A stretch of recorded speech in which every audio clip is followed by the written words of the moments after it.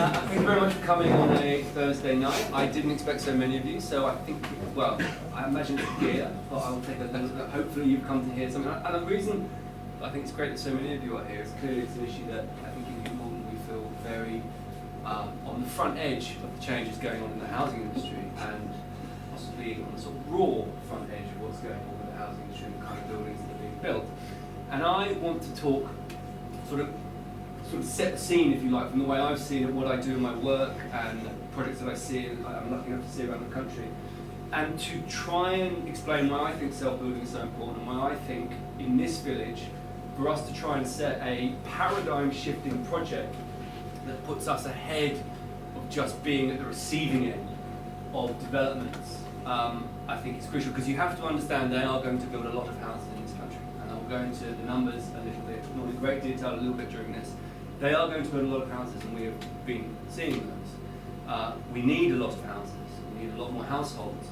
And I think until communities start trying to push ahead of the way that traditional household delivery has been, a developer identifies a piece of land, does a load of work, tries to con the council into letting them build, or tries to persuade the council into letting them build, or the council opens their arms to let them build, then you just get the houses. And you've seen what happens with that model with the Bourne, where, you know, I suspect they spent 100-fold more on the legal fees than they did on the design fees in the early stages of the project, right?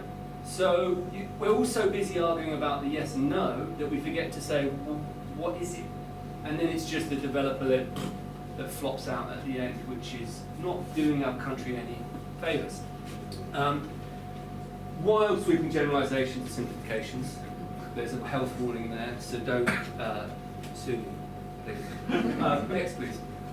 So, I think self-build is really important for a number of reasons. One of the main reasons is that the situation of house delivery in this country has gone to a point where now 60% of all houses are delivered by 8 major house builders. Okay? So, 8 major houses, like having 8 massive oak trees in the forest. There is no room underneath those for little innovation. And what that massively stifles is new technologies, new approaches, and it means that they control the land supply. You know, we have a very specific situation in this country where so much land is owned by very, very few people, and we invented the property developer in London, in those great London squares, and in a way they are an amazing achievement, because you see in France and in Paris the great, amazing squares are all made by the central state, the king, and in London they're made by property developers. And it was that certainty that led to speculation, that led to property developers, that led to our model of doing things, taking down autocratic kings, because our model is more efficient. So they were great. That situation has changed. Possibly it's swung the other way.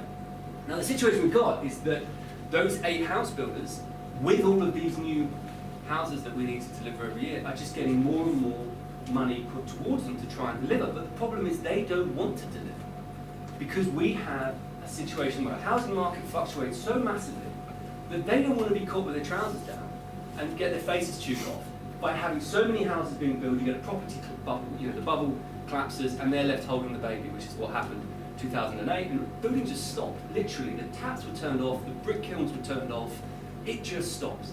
So because we speculate in our housing industry so much, it's up and down, up and down, up and down, there is no real room for investment and innovation. So these are the kind of things we need to think about. Now, can we go next, please? I think that there is a potential that the government have really understood we need to deliver more homes in a more sustainable, managed way. And in doing that, we can try and take out some of this, you know, radical speculation, because property developers in this country make twice as much as they would expect to in Europe, right? So we are getting screwed. It doesn't just feel like we're getting screwed, we are getting screwed. So what the government are now saying, you know, levels were incredibly low in 2012, they've creeped up to 2016. Now you know how long the government have been saying, open the doors, build, build, build, build, and we've still got to 143,000 last year, and we need 240,000 a year, because the fracturing of households, you know, there's a big argument there about the kind of houses that we have, and they're not suitable for an aging population. All of that stuff is in the mix, but fundamentally we are not delivering anything like the houses that we need to. And this is despite the government sort of taking the foot off the brake for the last few years. They don't see, you know, the kind of houses that we have, and they're not suitable for an aging population. All of that stuff is in the mix, but fundamentally we are not delivering anything like the houses that we need to. And this is despite the government sort of taking the foot off the brake for the last few years. They don't see, you know, the kind of houses that we have, and they're not suitable for an aging population. All of that stuff is in the mix, but fundamentally we are not delivering anything like the houses that we need to. And this is despite the government sort of taking the foot off the brake for the last few years. They don't see the self-build is a way to deliver that. They don't see the co-housing. Traditionally, they haven't seen that co-housing is a way to deliver that. Next, please. Which is kind of absolutely crazy. And it's doubly crazy when you think about the product that is being made. 74% of people would not buy a new build house. 74%, right? So you think about Macs, cars, clothes. We want the latest, we want the newest. We don't want the new house. Now you tell me that that is a system that is delivering the right product at the right price. You know what I mean? People don't have an option because it's not a free market in the way that a computer or a car is. Part of the reason is we build the second smallest houses in Europe, behind Italy, where they live in flats. You know, you've got to ask the question how we got to this situation. And the problem is that we're sort of, the government have said, we need to build, and they're just throwing more and more money through the right to buy, first buyer schemes into the pockets of these large developers. And they're not looking in a serious way of diversifying that market. And we might come to that a bit later. Because what is incredible about about building is that fundamentally new build housing and new development is at the largesse of the state. You take a piece of agricultural land, as we know very well at Hook Norton, and it goes from being £10,000 an acre to £500,000 an acre, £1 million an acre, and the state says yes or no if that can happen. We control it, yet increasingly we just seem to give it away without really asking for the return to be what it should back to the communities that get it. And actually the problem with that is that we give them that money, and they say, and the reason that the government have been trying to plough so much money into these developers, certainly after 2009, was to try and prime the economy. Let's get building, let's get building. And what happens to that money? If you have a developer building 100 houses like we've had, 110 houses, do you know anyone that worked on that site? Do you know any contractor that worked on that site? Who got the money from that site? Well, we know that the guys from the shop did very well. Great, good luck to them. We know that Mr. Wimpy did very well, probably 25% profit. No one here benefited, right? I don't know, if anyone lives on there, I apologise. I'm not particularly, picking on you. It's an example that's on this village. And moving in there, we need housing, so I understand the issue there. But no one benefits. All you get is delays in traffic, slower broadband, longer queue at school, all of those issues. Nobody benefits. And what self-build tries to do is actually turn that around. If you had 100 houses being built up by self-builders, you damn well know you'd know someone who worked on that self-build. You probably know someone who was contracting on loads of different pieces of that. And that money would be being spent in the pub, in the shop, in the local village, in the builders' merchants, and it isn't. Because those developers are all about efficiency. And what efficiency means is more money goes straight down the main arteries of financial mechanisms to pension funds and to Mr. Wimpy PLC. Who pays? We pay. Who benefits? Not us. And people are very good at fairness. So you look at that and say, this isn't fair. I don't want any housing. So no one wants housing because it is not a fair equation. It's not a reciprocal arrangement. And I think the truth is that self-build starts to try in some way and address that. And the crazy thing is, self-builders spend more money per plot than developers, right? So actually, people could get more money for their land if they self-build. And more money goes into the local economy, you get more long-term jobs. Next, please. We've also got a massive challenge coming up, which is, the once held ambitions, which I imagine are going to disappear very soon, of trying to reduce our carbon emissions by 90%. And what's interesting about that is this red line here is residential. And it is supposed to pretty much disappear as a carbon producer by 2050. Now, in order to do that, we need innovation, we need dynamic, new housing, we need to challenge those models. And that is not happening under the kind of current system with the government, with kind of the large developers leading, because they have very good lobbyists, right? They have a lot of very highly paid lobbying companies that sit in Westminster. I'm going to sound like Donald Trump here. I do apologise. But they do. I mean, they really do. I know what these people are doing all day long. And they say, we can't deliver the carbon, we can't do it, we can't build. They're still protecting their incredibly high returns on investment, which I'll just repeat, double what you would expect from them. Okay? Now, I'm not saying that these are inherently bad people. Part of the reason they need to be Well, they're just trying to make a living, right? We create a system and somebody tries to exploit it. You know, actually, the government need to control it better. They are the people that give out that planning permission. They create the wealth. These guys exploit it. And if they get pushed around, it's because, you know, they're not understanding the bigger issue. So we have, next page, we have this wonderful kind of perfect storm of needing to reduce CO2. And then we have this great thing of the performance gap in building, which is, you know, we've seen it a lot in new housing where they promise certain energy consumptions, and the reality is when they're built, they're not there because the quality of build is rubbish. The thermal modelling that they use is ambitious at best, and actually no one is caring about the construction because they build it and they're off and they're done and they're away, and NHBC insurances pick up any problems. That's the plan. What you actually see, this is the difference between anticipated and actual performance. So it's double. So whatever they think you're going to use in your house and housing is double. Offices 170, educational 300% more energy than predicted at design stage. So we've got some serious problems. Next, please. And we need to attack this. So we've got many new houses being built.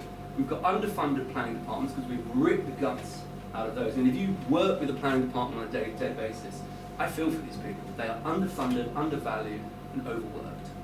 And you know, the quality of the gatekeeper actually, you know, dictates the quality of the people that get into an event. And the problem, the quality of the planners dictate the quality of the buildings that we get. And they are being, you know, run rings around because it's asymmetric warfare, as we saw here with the Wimpy estate. You know, they just can't compete. But there is an alternative, right? There is an alternative. And you think, when you look at this figure, this is the numbers of buildings produced through self-build or self-commission. Self-build doesn't necessarily mean rolling up sleeves. I'll talk about that in a minute, but it's like self-commission, people involved in the building of their own house. This is the UK, it's 12%. Actually, in England, it's more like 8%. Okay, so Scotland and Wales, much higher. The next lowest is Holland at 25%. And then you get up to Austria. Can't see this very well, but it's 90%, 80% in Austria, 60% in Germany, 60% in France. You know, next one, please. It's easy to see on this. Now, which one of those is the really weird, broken housing system? I've given it away there. Sorry. I can't really work out which is the freak in the party, but it's pretty clear that we have a massive problem. And the government have been completely unwilling to see the role that self-build can deliver in this issue. So why are the numbers so low? Next, please. Well, there is an enormous demand out there. It's incredible. 53% of people want to self-build at some point.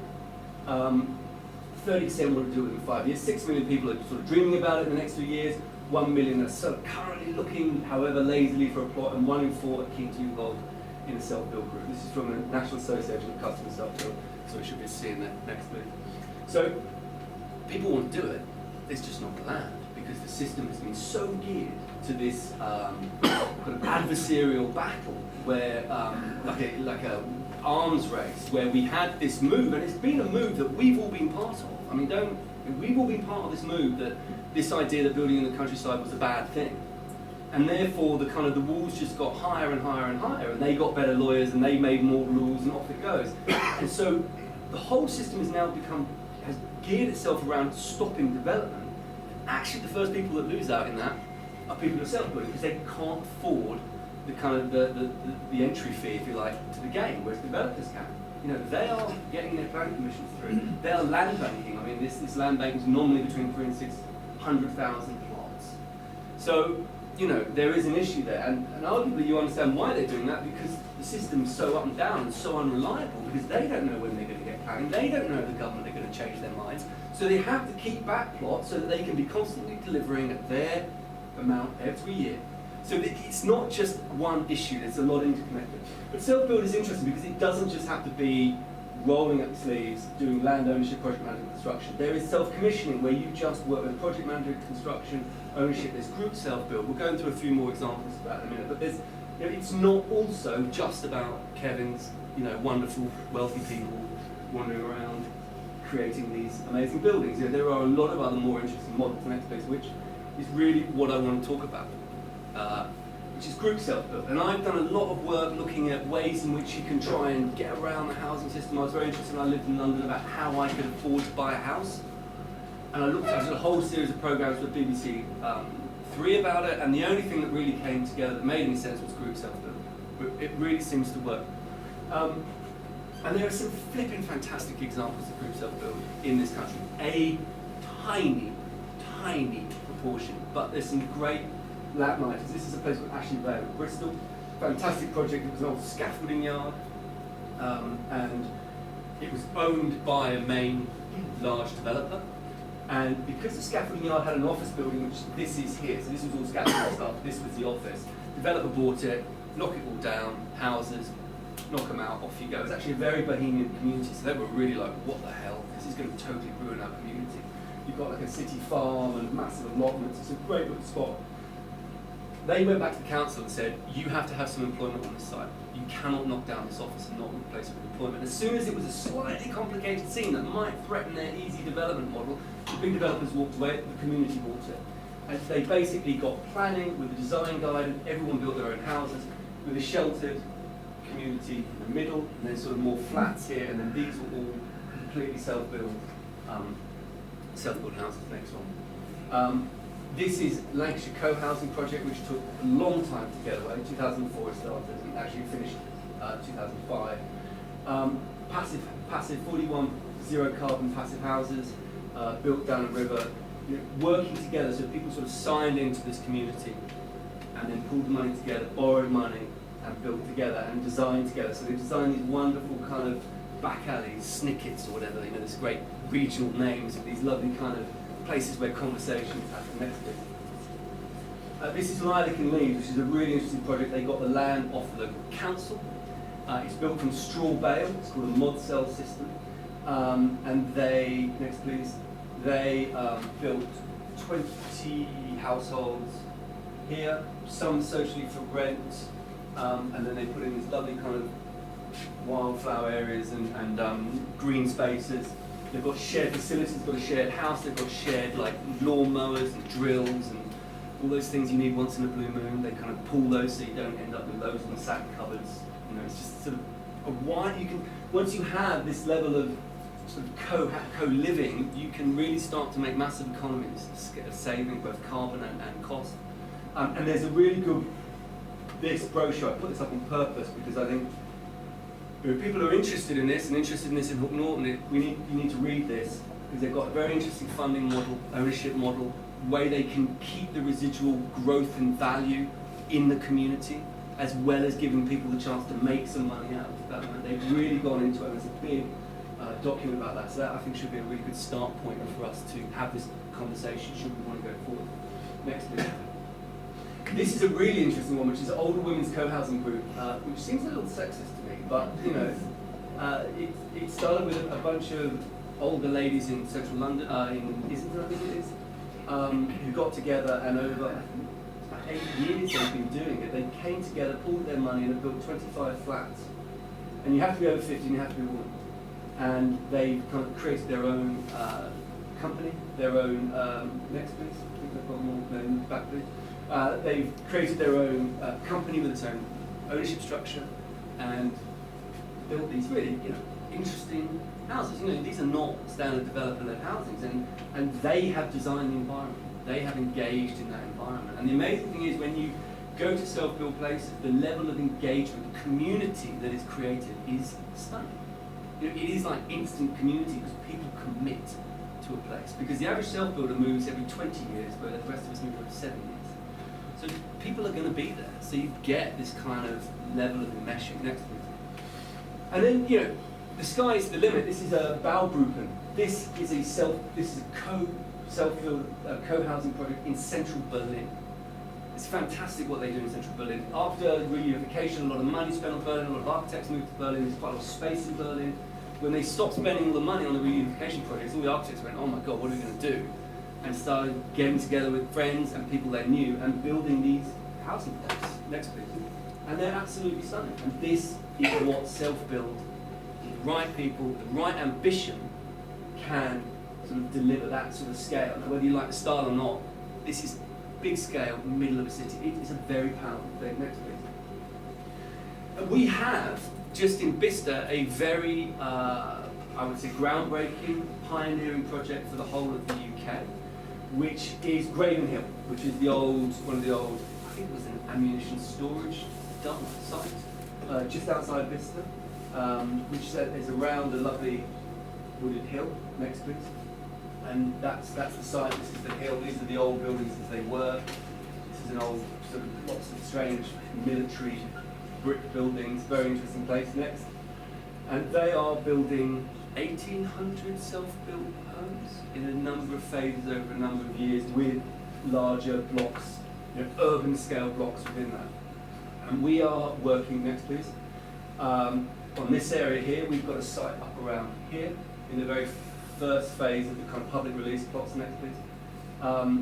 And so this is phase one. It's going to be 3 phases over time, and then they are released in a number of sub-phases. And we are. Next, please.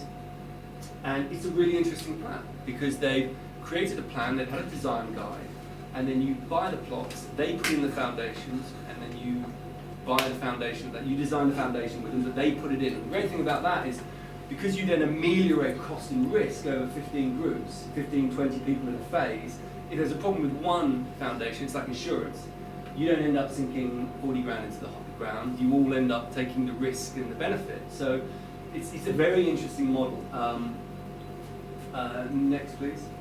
And this is what you get when you start drawing. This is a plot. We're designing a house on this, and this is what you use your plot passport. And it says how big the house can be, where the front of the house has to be, where the back of the house has to be, the number of parking you have to show, and then it also says what materials you can use. There's no planning. There is a sort of a planning light sort of tick exercise to say that you're complying with a plot passport, but that's it. So, and we are, see, we're doing an interesting site, proper piece of architecture. Next, please.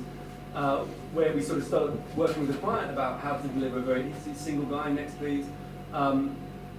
We're trying to deliver proper architecture. The great thing is we're just told we can have a square foot in the floor, but they don't specify whether you can have massive voids. So we've ended up with triple height voids and double height voids to sort of make the most of the space. Next, please. And we're sort of, this is an early stage design. So next, please.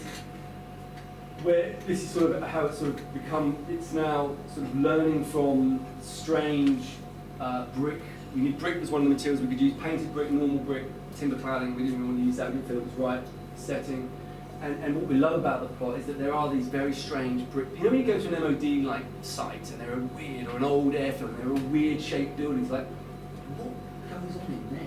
You know what I mean? And they just these lovely. So we just took that idea of this piece of archaeology. We're on a site. We are one of the, at this stage, one of the few sort of design-led projects. A lot of them are house kit-led projects, which is good to see happening. But we are one of the sort of more architecture-led projects. And we wanted to create a piece of archaeology on the site. Next, please. So we're sort of creating this slightly strange, but quite beautiful as you move around it. It's very nice. Next, please. Which is covered parking, massive kitchen diner. Next, 3 bedrooms. Keep going, please. Just sort of keep going, please. Just amazing spaces and materials. Next, please. And we don't have to get planning for this. Imagine trying to fight for planning for this in the kind of normal community. Next, please. It would be tough. So that is something that is happening. Cherwell, it's a Cherwell-led project. They are, they bought the land. They are running the tender process, if you like. They're running the plot buying process. They're running a lot of it, and it's a steep learning curve for them. They've done 10 with Grand Designs as a sort of show thing, which is slightly further ahead of us. We're the proper first release of plots, and we're working with someone else on the second release of plots. We're hoping we just set it up tonight, hoping to confirm that. So Cherwell are open to this, and they understand it. And I think if we can get some traction with Cherwell, we will find there is a lot of knowledge that we can wrinkle out of them. But I don't think at the moment they have the wherewithal to get the ball rolling. I'm going to do one last thing, and then I'll shut up. Next, please. And I think it's sort of an interesting example of what we could be thinking about, right? And I'm not saying that we're talking about the land adjacent to the Wimpy site, potentially, or potentially this community saying, you know what, we're fed up with always being behind the curve. We're fed up with being offered these fait accomplis of terribly designed, very mediocre design, should I say. I think the houses themselves are probably fine. I think the quality of public space is utterly abysmal. And I think our village is worth more than that. And I think we all agree with that. And I think the way that we have to fight that is to try and show how it can be done. Okay? And even if you go down fighting, at least you're saying, this is what you can do. And then the planners can then say, well, look, they did that. Why can't you do something like that? We went to Buckingham. This is a project we tried to do in Buckingham, 7 houses. We didn't get planning in the end, appealed and lost for various reasons, mainly on technicalities around brownfield and greenfield, but I won't bore you with that. The process was fascinating, I think a really interesting one. So we went with a little site that has a substation here and a river here, and we ended up putting in 7 houses. Next, please. And could you go back, please, actually, sir? And what was really interesting is we thought, if we get 7 people together, we wanted to get a group of people that were willing to commit to it, so we put some advertising in the local press. We had about 30 people come down to some design sessions with us to work through what they wanted from this land. And what we sort of thought in a naive way was that if people are coming down to self-build, they're going to want the best development, they can get. And what we feared was that they turn around and go, no, stuff about the landscape, I just want my house to be massive. And that's what we feared, and it didn't happen. People came down and they were like, no, we want the best quality landscape. We want allotments. We want large, good quality, generous public spaces. Everything that the developers don't do, when you get an individual and it's committing for the long term to a property, it's what they do, and it's what you would imagine you would want if you were buying a house. But as soon as you get into this spiral of, well, I'm buying it to sell it and it's pensions and it's got to be as big and I need 4 bedrooms because that's what everyone, it just goes out of control and you get the houses we get. Because there's no soul, if you know what I mean. It doesn't sound like a hippie, but there's no kind of soul or spirituality. As soon as somebody is committing for the long term, all of those other sides of human nature come out. That's just what I've seen going around. So we designed this working with the people about how we can get the landscaping, the car park away and everything. Next, please. And then we just basically delivered a very simple, working with them, a very simple, this is using local vernacular of Buckingham, a simple set of ideas, next please, about and sustainability, setting biodiversity and energy consumption. They were working with these people to devise this, next please.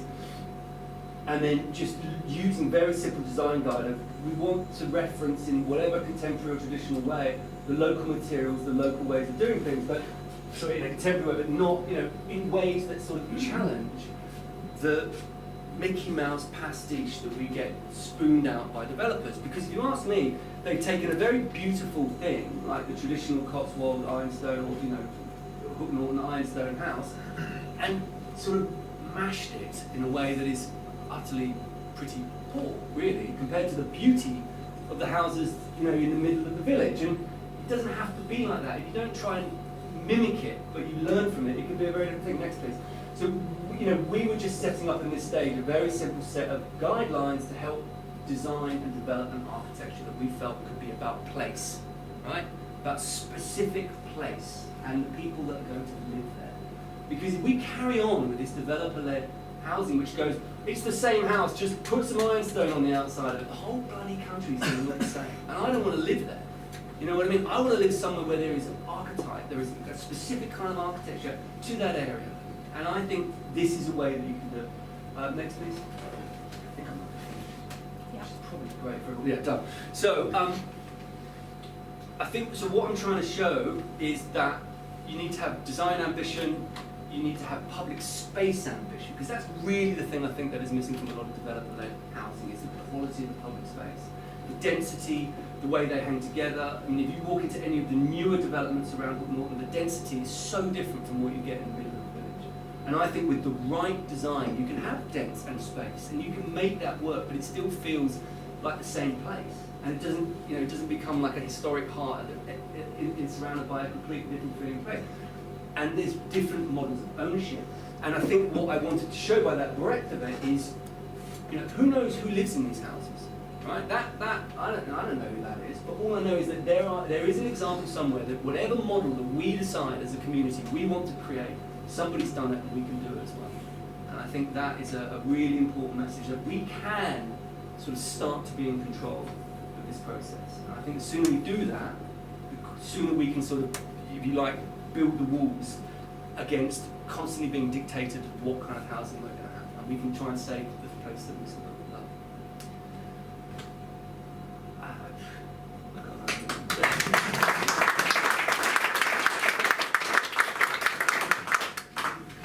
Any questions? Yes. Do you think there's scope in Hook Norton for something along the lines of the self-build in Miller Lane, Banbury? One-bedroom, highly insulated houses which involve needs those not in employment, education or training, one of whom at the end of it was able to live in one of those 10 homes.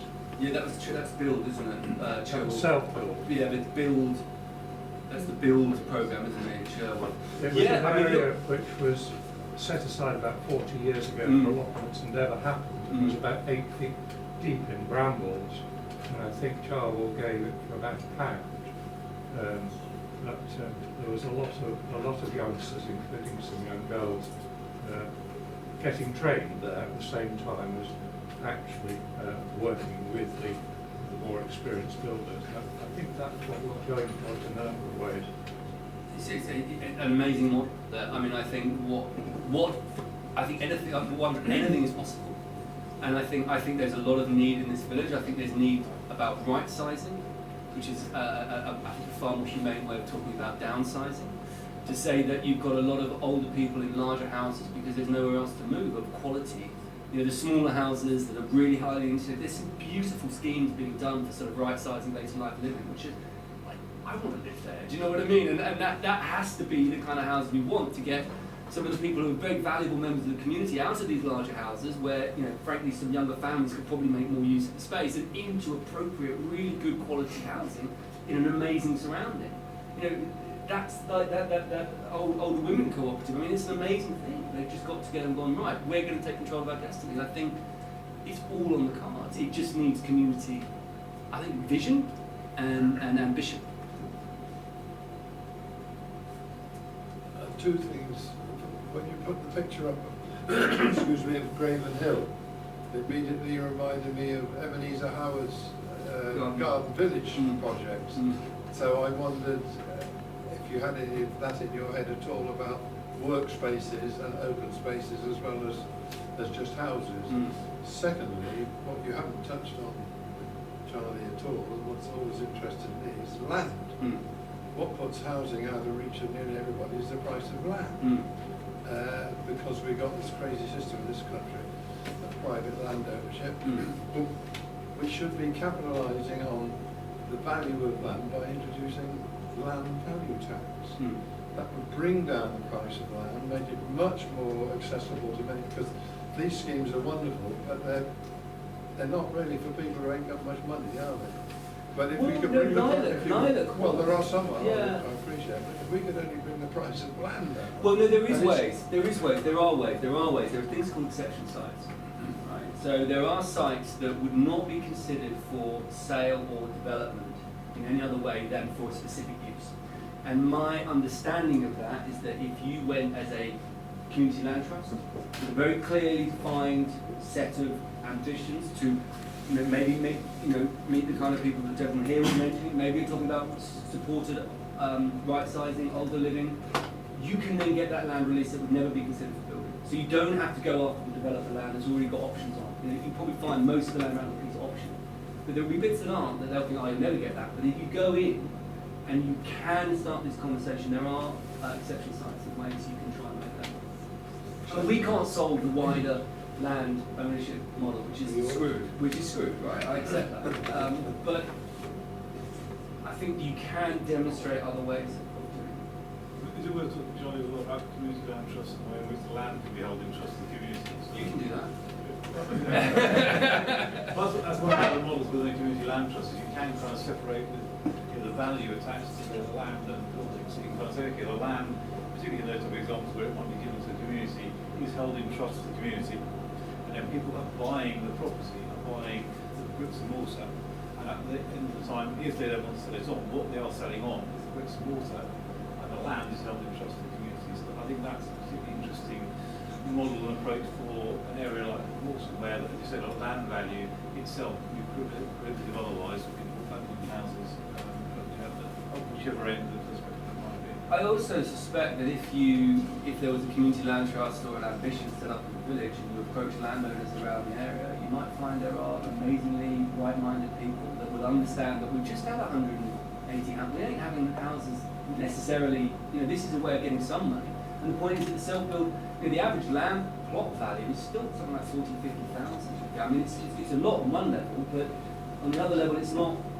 It's when it then gets planning on a single plot, that would be 300,000 or 200,000. But as a wider plot, that value actually comes down quite significantly. So the value of the plot's often more than the cost of the materials to build the house. well, it's about a third, but it's not quite that. But yeah, no, it is. It's a huge issue. But I think the CLT route, the community land trust route, and the exception site route, and the community involvement route, I firmly believe there are routes there, and I've seen evidence of it. Anyone else? How does it work? So it would be great if we all had the money to go, yeah, let's do that. Yeah. But I think I've done a self-build. Yeah. We've done a self-build.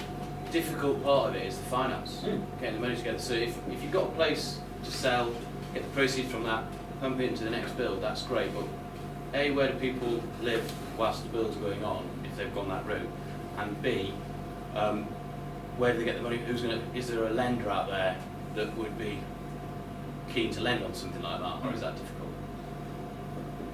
There is people lending, though there are banks that lend, there's Triodos. I mean, there are models for how you get planning on the land, leverage the value of the land to release equity, to get to a certain stage, to release more equity, etc., etc., etc.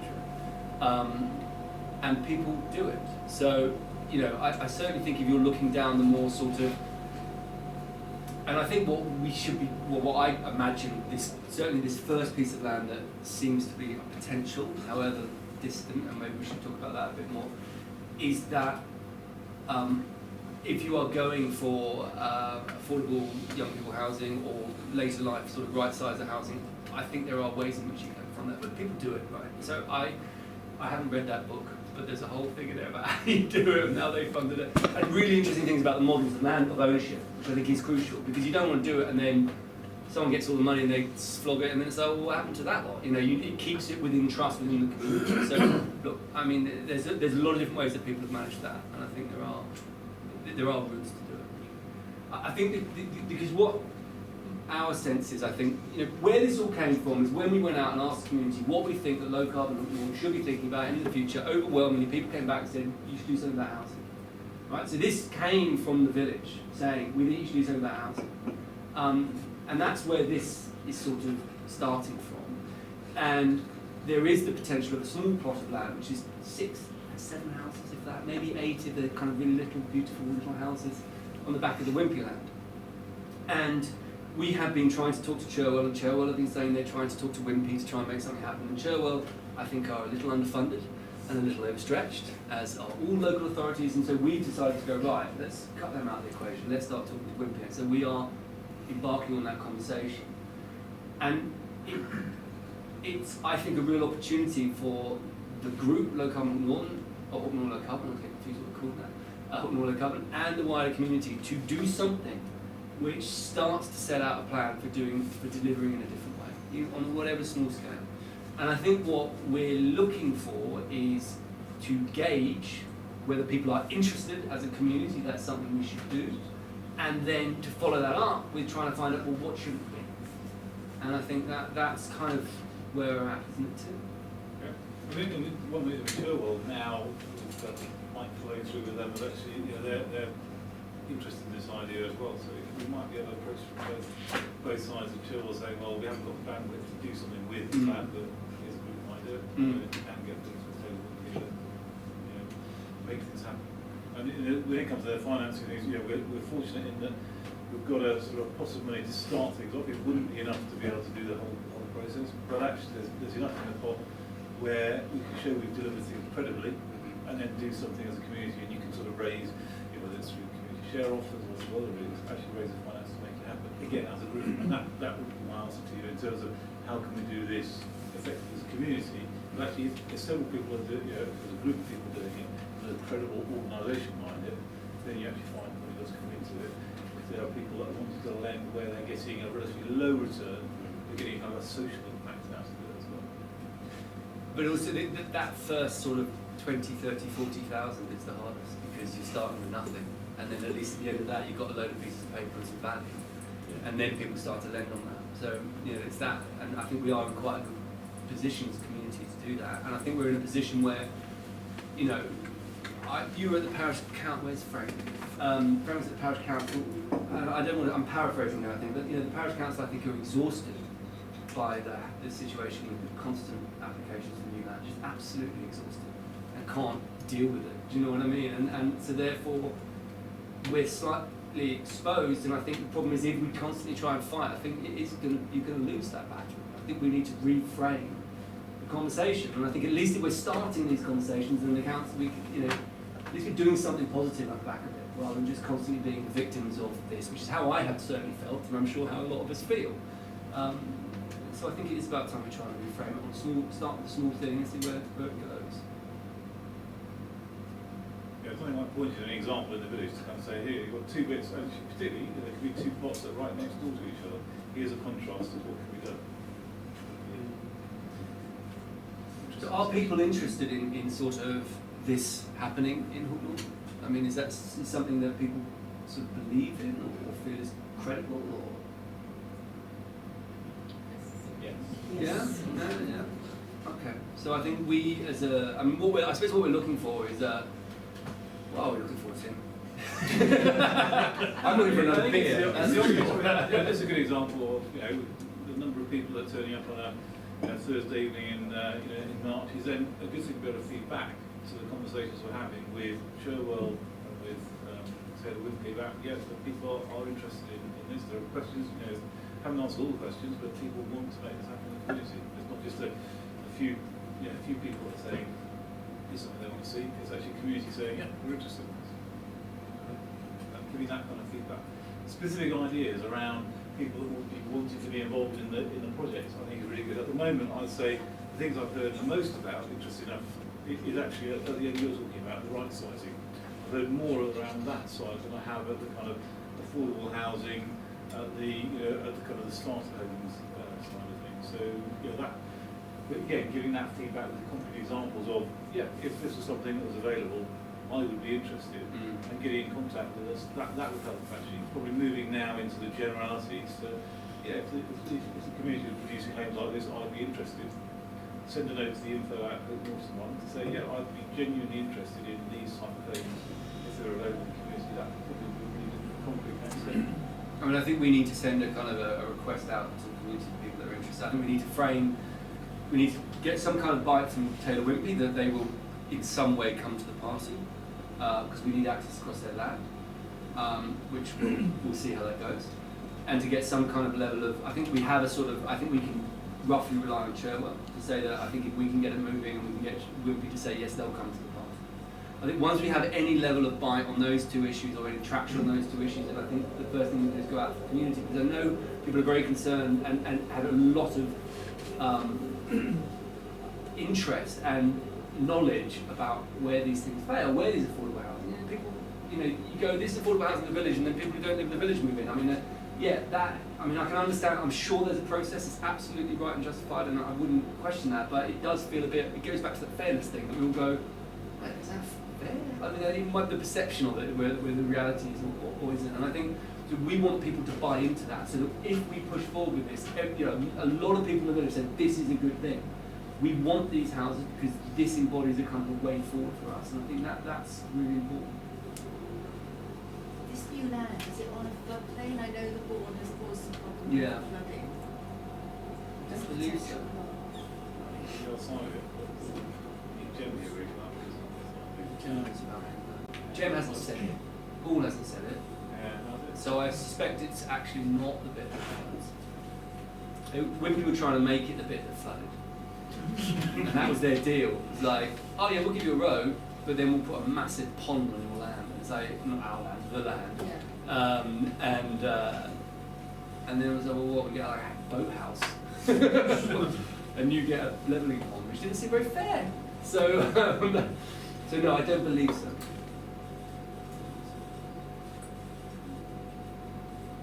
Any more questions? What inspired Charles to do the Vista thing? What got him started in the first place? It's a very good question. I really don't know. I mean, I think it was I sort of do know actually. It was this kind of snowballing thing that they did a couple of little projects like the one that you mentioned, where they had difficult sites that nobody wanted to touch, and they had a need, and I imagine it was probably one person in the department. It wasn't really Helen somebody. It was really dynamic, and they started off with getting sort of 4 houses built by some people who got trained by doing it. I think that was such a success. Another one, and then sort of picked up. And I think the fact they looked at Vista and the need to deliver so many houses when it became a green city or whatever those things were that Paul Brown and co did, that they realised that there was. I think that was a problematic site. Because my suspicion is it was a problematic site, and the developers weren't really touching it, so they figured the best way to do it was to look at it. But also, you've got to remember that the biggest house builders of all time were local councils. You know, and that's actually, in hindsight, wasn't all bad. And I don't know, it's an amazingly brave thing. But when given the number of district councils and what everyone else is doing, because you don't get sacked for doing nothing. Do you know what I mean? You don't get sacked for saying yes. You never get sacked for saying no. Do you remember that? So actually what they're doing is incredibly brave. Because if it goes wrong, there will be a lot of people who lose their jobs. And if it goes right, it will be everyone's idea. But, you know. In your experience, does a sense of community build quite quickly in a place like the one in Vista? Well, business. The The only community in Vista at the moment is diggers, and I think there was 8 of them last time. Where it was like all of the clusters, so they were kind of getting together. Yeah, no, they do. There's some amazing projects in Freiburg. There's been a site where they built in Germany outside Freiburg where they built 1,200 or 1,000 houses. And it sense of community is actually there is amazing when you go there. You know, even when it was really new, and I went there during construction, as soon as it's finished, going back twice since over the last 10 years. It's an amazing place for community. And actually that's what got me onto it, so sort of revved up about it, was the commitment that people demonstrate. And actually if you look at the Walter Siegel projects around South London, there was a lot of self-build projects done in the 70s by this guy Walter Siegel, you know, who basically said you can build a house from like 2 to 4 and it's a sheet, and he did it. And you go there now, and the buildings are falling apart, but the community isn't, and the community will last long. Community lasts longer than buildings. You know, community is more important than buildings. Buildings come and go, but community is really fragile and, you know, and long lasting in its rights. And it is extraordinary, and that's why I'm so passionate about it, because I think it is about community. What did you feel about mixed use development with employment opportunities going up at the same time? Because it seems to me we ought to be getting back to what villages always were. They were living working communities, not dormitories. Yeah. Do you agree with that sort of principle? Absolutely, yeah. I mean, it's got to be the future. I mean, decent broadband. It helps to cut down commuting. That seems a Yeah. ridiculous thing. People don't live in Vista because it's the cheapest place they can get a house and commute 50 miles to go to work. It's a nonsense. No, I mean, at least going by the train is better than going in the car. But yeah, no, you're right. I think that's what it gives you that developers aren't interested in. Because the problem with that model is who owns the housing, and this is what developers want, right? They just want to get out, get onto the next place. As soon as there is some level of staying involved in the site, whether it's through renewable energies, whether it's through wind turbines, whether it's through working, whether it's through community facilities, they don't want it, because that's a nightmare. So we don't get it. So everything that the thing that we are creating for humans to live in is not being dictated by human needs, it's being dictated by finances, is it? You know, the cynic would say. And they would argue differently, but the problem is we allow that system to. Anyway, I think I've ranted on quite enough. Tim, do you want to take over? Or do you think we're... Okay, I think it's really this question whether we have more guests around that, or whether we just want to have a chat around. Any more questions? Right. You need a pipe, I'll give you a pipe. Yeah. While you're at the front, you're on job. So I think what we're going to try and do is we're going to keep, Mike's been doing a great job this time. So Mike's been doing a great job and Tim doing a great job, constantly banging away at Cherwell, and we are going to try and get some kind of bite. We've been writing to Wimpy to say, talk to us, and if they don't talk to us and they start being mean, then I'm going to try and use any profile that I've got to say these guys are shysters. It's not just me reading the press. You know, we are going to try and leverage a little bit of because I think it's reasonable. You know, they've made a lot of money out of our village. The least they can do is give us a bloody road, so we can make some housing that we actually need. And I will very clearly make that point. And I think once we have that, then I think we want to go out to the community. But the thing is, we're going to rely on people like you to try, once we get to that point, to try and spread the word, to try and get as much engagement as possible. So I think it's really important about it. Thank you very much, Tim. That's on the house. So you impressed. I think it's very much about, you know, people starting to feel in control of it. It might be a symbolic kind of thing, but I think it's really important, and I think it could be very sort of healing. He said, I'm going quite happy now. It's been a long day, but I genuinely believe that. You know, I think it's important that the kind of the mood of the conversation has changed, how in one way or the other. Because we can't, you know, it's just going to be endlessly trying to hold back the time. It was a good idea to set up a positive example and message instead of like always being reactive. Yeah. I mean, setting the agenda up. yeah. I mean, that's the tragedy of the community plans, you know, the village plans, community plans, which are just so damaging to people's engagement with planning. It's, you know, a joke, because they said, you know, a lot of communities said, oh, we'll have some housing, we want it like this, and they just didn't do it anyway. So that didn't work. So I think we've got to try and do something else, and I don't think any of those politicians in Westminster have realised how much damage they've caused through those community plans. Is that the right neighbourhood plans? Neighbourhood plans. You know, absolute carnage, in my opinion, about people's trust and belief in the planning system. And they don't get it, you know, because they live in London. You know, they don't know what's going on. You know, there ain't 160 houses being built on a greenfield near them. You know, and then we need to change the dialogue. Anyway. Actually, one bit that struck me as you were talking there is, you know, we've got a group of people that are quite happy to kind of keep the conversations going, but actually for the next stage, you know, community land trusts and that kind of thing will need a different group of people and energy behind that, and you can kind of see there's a group of people that are taking things forward. You know, those that are keen to be part of that is really good to hear. So actually, Diana, you've got a bit of paper in the corner there. So Diana, fantastic administrator for the group. If you're interested in being involved, and this doesn't mean you're going to be given a whole load of actions there, but actually if you think, you know, there might be two lists actually. One is, if you think, well actually if these type of houses were produced, you'd be really interested, worth putting your name down to start that process.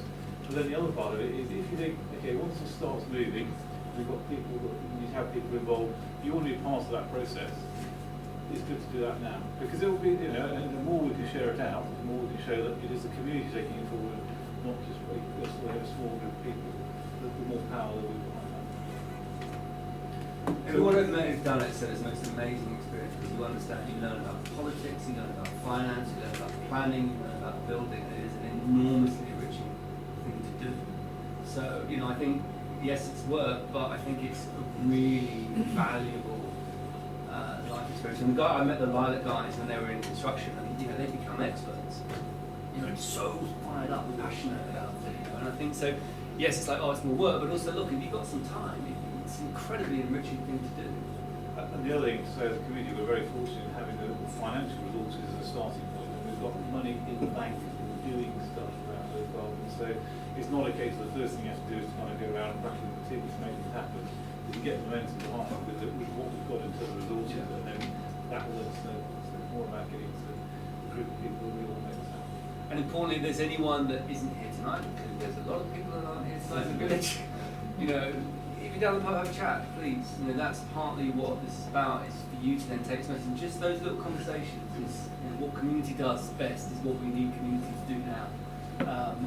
And if you think there's someone that might want to get involved, you know, send an email. There's going to be more, you know, as this thing comes slightly more concrete, we're going to try and go out again and again and again, but we need people like you to help push that out, to get that message across, so that it really kind of builds momentum. Especially if you own some land. I mean, I think there's no problem with starting small, but yeah, if you know someone with that. But I don't think we need like 50 houses, we need a little scheme just proves the point to get it started. It's what I feel. I was thinking of the next step. Yeah. Right, are we agree with more thinking on so? Absolutely fine. So I'm what- enjoying this, so.